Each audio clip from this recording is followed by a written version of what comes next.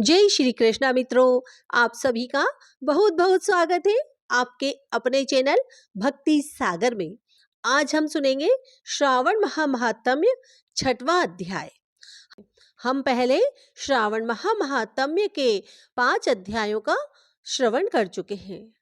आइए सुनते हैं श्रावण महात्म्य छठवां अध्याय। सोमवार व्रत विधान। सनत कुमार बोले, हे भगवान, मैंने रविवार का हर्ष कारक महात्म्य सुन लिया। अब आप श्रवण मास में सोमवार का महात्म्य मुझे बताइए। भगवान शिव बोले, हे सनत कुमार, सूर्य मेरा नेत्र है, उसका महात्म्य इतना श्रेष्ठ है, तो फिर उमा सहित मेरे नाम वाले उस सोमवार का कहना ही क्या। उसका जो महात्म्य मेरे लिए वर्णन के योग्य है, उसे मैं आपसे कहता हूँ। सोम चंद्रमा का नाम है और यह ब्राह्मणों का राजा है। यज्ञों का साधन भी सोम है। उस सोम के नाम के कारणों को आप सावधान होकर मुझसे सुनिए, क्योंकि यह वार मेरा ही स्वरूप है, अतः इसे सोम कहा गया है। इसलिए यह समस्त राज्य का प्रदाता तथा श्रेष्ठ है। व्रत करने वाले को यह संपूर्ण राज्य का फल देने वाला है। हे विप्र, उसकी विधि सुनिए। मैं आपको विस्तार पूर्वक बता रहा हूँ। 12 महीने में सोमवार अत्यंत श्रेष्ठ है। उन मासों में यदि सोमवार व्रत करने में असमर्थ हो तो श्रावण मास में इसे अवश्य ही करना चाहिए। इस मास में इस व्रत को करके मनुष्य वर्ष भर के लिए व्रत का फल प्राप्त करता है। श्रावण में शुक्ल पक्ष के प्रथम सोमवार को यह संकल्प करें कि मैं विधिवत इस व्रत को करूंगा अथवा करूंगी। शिव जी मुझ पर प्रसन्न हो। इस प्रकार चारों सोमवार के दिन यदि 5 हो जाए तो उसमें भी प्रातः काल यह संकल्प जरूर करें और रात्रि में शिव जी का पूजन करें। 16 उपचारों से सायकाल में भी शिव जी की पूजा करें और एकाग्रचित होकर इस दिव्य कथा का श्रवण करें। हे सनत कुमार, इस सोमवार की कही जाने वाली विधि को अब मुझसे सुनिए। श्रावण मास के प्रथम सोमवार को इस श्रेष्ठ व्रत को प्रारंभ करें। मनुष्य को चाहिए कि अच्छी तरह स्नान कर पवित्र होकर श्वेत वस्त्र धारण कर ले और काम, क्रोध, अहंकार, द्वेष, निंदा आदि का त्याग करके मालती, मल्लिका आदि श्वेत पुष्पों को लाए। इनके अतिरिक्त अन्य विविध पुष्पों से तथा अभिष्ट पूजनोपचारों के द्वारा त्र्यंबक इस मूल मंत्र से शिव जी की पूजा करें। उसके बाद कहे, मैं शव, भावनाश, महादेव, उग्र, उग्रनाथ, भाव, शशि मौली, रुद्र, नीलकंठ, शिव तथा भवहारी का ध्यान करता हूँ। इस प्रकार अपने विभव के अनुसार मनोहर उपचारों से देवेश शिव का विधिवत पूजन करें। जो इस व्रत को करता है उसके पुण्य फल को सुनिए। जो लोग सोमवार के दिन पार्वती सहित शिव जी की पूजा करते हैं वे पुनरावृत्ति से रहित अक्षय लोक प्राप्त करते हैं। हे सनत कुमार, इस मास में नक्त व्रत से जो पुण्य प्राप्त होता है उसे मैं संक्षेप में कहता हूँ। देवताओं तथा दानवों से भी अभेद 7 जन्मों का अर्जित पाप नक्त भोजन से नष्ट हो जाता है। इसमें संदेह नहीं करना चाहिए अथवा इस अत्युत्तम व्रत को उपवास पूर्वक करे।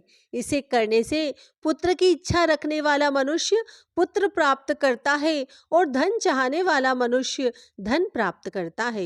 वह जिस जिस अभिष्ट की कामना करता है उसे पा जाता है। इस लोक में दीर्घकालिक वांछित सुखोपभोग को भोगकर अंत में श्रेष्ठ विमान पर आरूढ़ होकर वह रुद्र लोक में प्रतिष्ठा प्राप्त करता है। चित्त चंचल है, धन चंचल है और जीवन भी चंचल है। ऐसा समझकर प्रयत्न पूर्वक व्रत का उद्यापन करना चाहिए। चांदी के वृषभ पर विराजमान सुवर्ण निर्मित शिव तथा पार्वती जी की प्रतिमा अपने सामर्थ्य के अनुसार बनानी चाहिए। इसमें धन की कृपणता नहीं करनी चाहिए। इसके बाद एक दिव्य तथा शुभ लिंग तो भद्र मंडल बनाए। और उसमें 2 श्वेत वस्त्रों से युक्त एक घट स्थापित करें। घट के ऊपर तांबे अथवा बांस का बना हुआ पात्र रखें और उसके ऊपर उमा सहित शिव जी को स्थापित करें। उसके बाद श्रुति, स्मृति तथा पुराणों में कहे गए मंत्रों से शिव जी की पूजा करें।